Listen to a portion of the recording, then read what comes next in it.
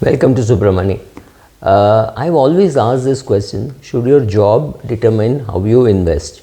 Now there is some data available from the US, not very useful for us, but I've always held the view that asset allocation cannot just be 110 minus age, right, or 100 minus age, or whatever, 90 minus age, depending on how conservative or aggressive you are. That's the old formula which we used to use, but just imagine a person who is then also looking after his family, looking after his younger brother, sister, parents, etc., will obviously have a different asset allocation from a guy who is the only son of rich parents. Obviously this person will be investing very differently. So there are many things which affect your asset allocation, and the most important thing which I think should affect your asset allocation is the family asset allocation is important, right? So between husband and wife, let's say the husband is working with a equity trader in a broking firm and he has a smaller income and a bigger bonus. Let's say he's got 25 lakhs of salary and maybe a crore of bonus, right? So which may or may not happen, but 25 lakhs is definitely going to come. But what happens if his wife is a practicing doctor doing very well, and she is also earning well, and so as a combination her income is perhaps more steady. Let us say she earns 75 lakhs and her income is steady, right? So if her income is steady and the husband's income is volatile, it is important for the husband to put more money in debt and the wife to put more money in equity.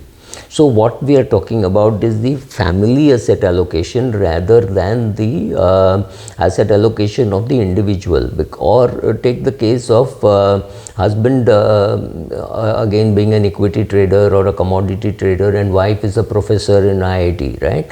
So very surely she's going to have her job till she reaches her age of 68. After that she is going to have an index pension, assuming she's joined before 2004. So obviously her job is more steady. She should be investing more in equity, and he should be investing more in debt because he is a trader. So his income can fluctuate. Now let me quote from the research which was done by David Blanchett, who is a CFA, and Phillips Trial, where they said that no portfolio is an island. And they have given charts saying, they've said that asset allocation is also a function of human capital, skills, age of course we do, housing wealth and pension wealth, right? So housing wealth, so if you bought a house for a very small amount but it has appreciated dramatically, that also comes into play. You cannot say that has to be completely ignored, because in a worst case scenario you can do a reverse mortgage or sell off this house, buy a smaller house when you retire. Maybe you need a smaller house, or shift to a senior citizen home, and this surplus will also be available. All that comes into play in a person's mind when he or she thinks about asset allocation, right? So all this is important. So you're talking about pension wealth. So if you are working with this government and you're likely to get say 1.5 lakhs or 2 lakhs as pension 2 years from now in 2025 or something when you retire, then the question is, well, that's a big wealth. And if let's say your children are abroad and you are getting a big pension, you have a house already, so obviously you can still take more risk than a person who does not have a pension. So pension wealth, health wealth, the housing wealth, all these things have to be taken into consideration for your asset allocation, right? So what the assets that they have considered for doing the research is, of course, cash, US long-term bonds, short-term bonds, US Treasury tips, high yielding bonds, small cap stocks, large cap stocks, etc. And they have come with a table which shows how much you should invest in each class depending on where you work, right? So this is not still taking into account the family asset allocation or the family net worth, etc. I mean, the spouse has not been considered, but they've created a schedule saying that depending on where you are working, on your value of your human asset class. And how many industries have they considered? They've considered construction, finance, government, healthcare, lodging, and they've given a chart saying how each of these class of people should invest.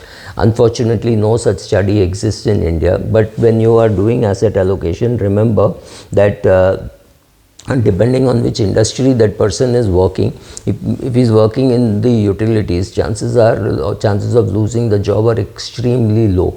But in IT technology, could lose his job at 45. She could lose her job, and she could take a drop when she has a kid. She could take a 5-year break, and then she might take 1 year to get back to her job. So that's a 6-year retirement, right? Retirement means when your expenses are on but your income is zero. So those kind of temporary breaks which people take, all that has to be considered while doing asset allocation. Now for 6 years, if a lady is going to take a break because she had a kid, maybe a part of it would be paid for by the employer, but the remaining part is going to be not going to be paid. So which means at this stage the EMIs will have to be borne by the husband, because this is at a young age that it is happening, right? When you're having a kid, maybe the lady is 27 and 31 if she has 2 kids. That is a stage when the husband is also grappling with EMI payments or things like that. So you have to consider your asset allocation even for that period. It has to be more debt oriented so that he can withdraw from there in case of an emergency to make the EMI payment, right? Or you could go back to your lender and say, can you suspend my EMI for 6 months or 1 year or 2 years out of this 6-year period when I'm going to find it more difficult. What happens is he can reschedule that loan, and obviously you will have to bear the interest, so it is not free. So something like that can be done. You have to think about the process. So asset allocation is an active thing that you have to think about. You have to think about how much your spouse is earning. You can also plan in to say how much your parents could help you, saying, Dad, during this period I will need some help, can I borrow money from you? Perfectly all right if your parents are rich and they wish to help you. Right, so all those things come into play while doing asset allocation. It is not just oh, what's your age? 45. Okay, so 100 minus 45, so you should have 55% in equity, for 55% in debt and 45% in equity. Based on that, it isn't true. And you could also change with increasing age.